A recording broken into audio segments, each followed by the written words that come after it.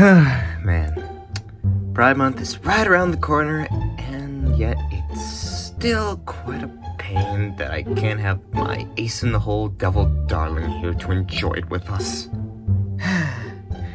It'd really be nice if I just had another devilish fiend who was an ace-in-the-hole who would just cause mischief around in my series.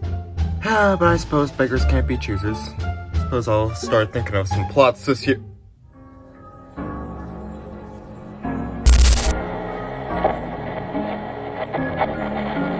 Wanna make a deal?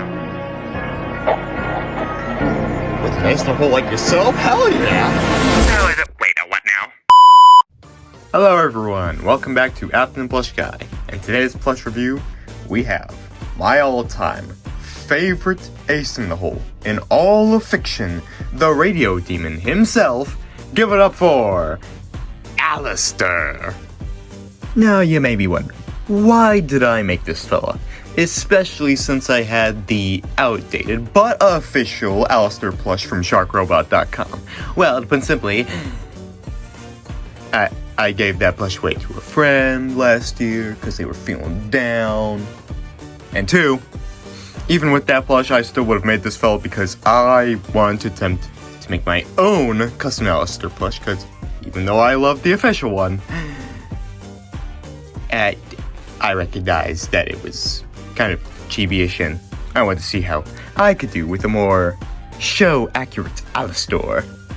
Starting off with the head, I simply just cut out some simple shapes with rectangles and such. Made sure it had a sharp chin outline to, get his chin. The hair, oh god, that was a bitch. Yeah, that involved a lot of patterns.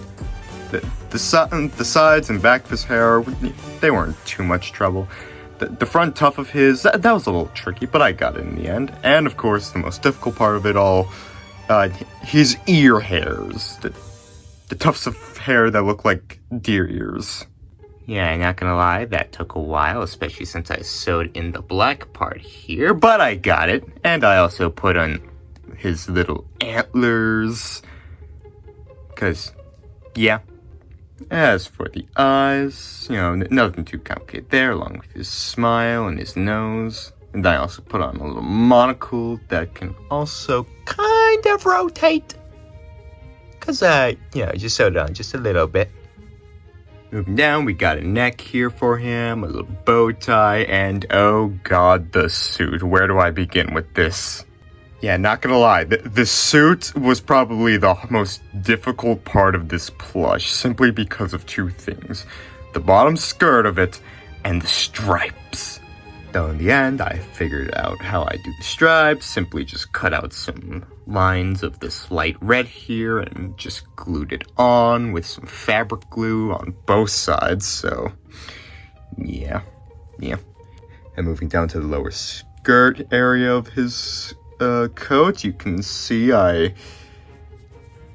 it's more three-dimensional with a lighter red on the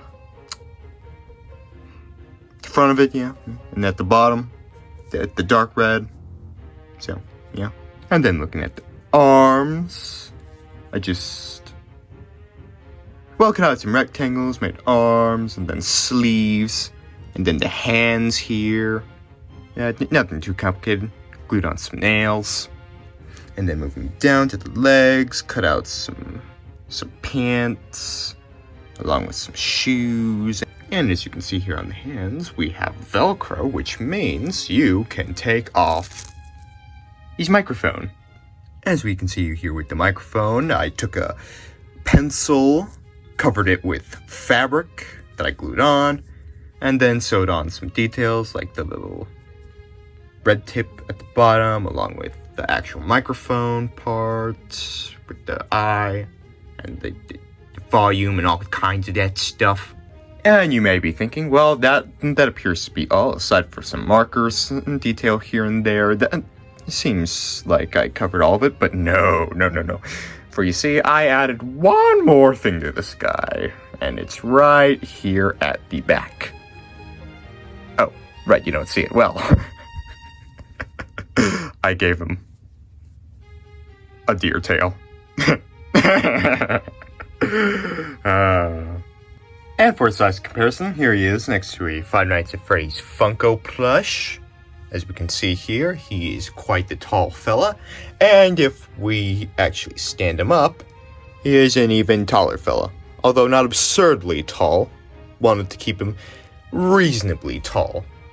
And for another comparison, here he is next to me. Relatively the same. And if we're standing, again, tall, but not absurdly tall. Reasonably tall, just the way I like it. Anyways, folks, that was my custom Alastor plush. Thank you all so much for watching. But before I go, I want to clarify a couple things in case you were wondering some stuff. To any of you wondering why I would make an Alastor plush even though my content is FNAF and Bendy themed, you know, the indie horror stuff. Well, to put simply, if you didn't know, I am a has-been and hell of a fan. And frankly, a fan of any indie animated shows, like Murder Drones, Digital Circus, Gaslight District, etc. And secondly, also wanted to make this guy now because Pride Month is right around the corner, and I want to make, again, my all-time favorite fictional ace in the hole in all of fiction. And in any case, that's it for this review. Farewell, everyone. See you in the next episode.